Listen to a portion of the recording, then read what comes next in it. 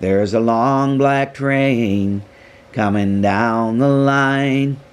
So check it out. I just made another smoking $9.99 this evening. Just finished it up. A friend sent me a shell. He sent me the 1666 motor with a smoke unit in it. Took the shell and I touched up all the paint chips on it. And then I coated the shell with a coat of micro-satin, as well as the $9.99 decal back there, just to preserve it.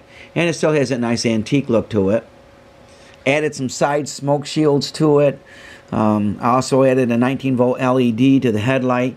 Had to do quite a lot of grinding on the front of the locomotive inside the shell, as well as the front of the smoke unit, just so it would fit in there. And also, the mailman brought me a Santa Fe Sound of Power tender. So I polished the wheels and the axles on that. I just got it this evening. I also polished the actuator wheel on it. And then, for better conductivity, I added a couple of drops of railzip to the rivets that hold the trucks on. I did it inside the tender as well as on the truck side. So we'll see how that works. I wanted to give that a few laps to start breaking it in, and also add a little sound to it.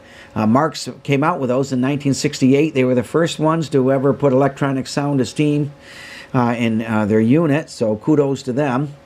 I got a couple of pop boats in tow, some 6-inch passenger cars, so it's not quite the long black train that Josh Turner was singing about, but it smokes like a fiend, so I'll let you see it, and here we go.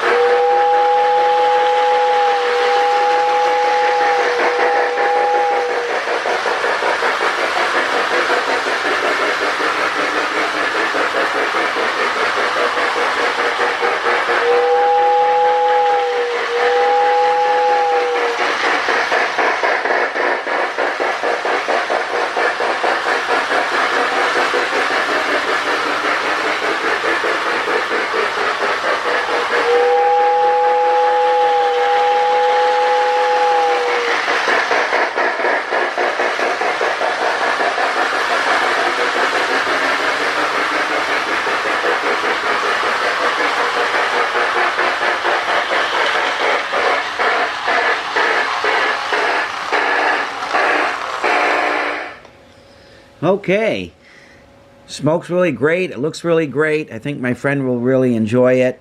The Sound of Power tender sounds really nice. It's amazing to me how loud they always are. So thanks a lot for watching. God bless, and never forget, Jesus is Lord.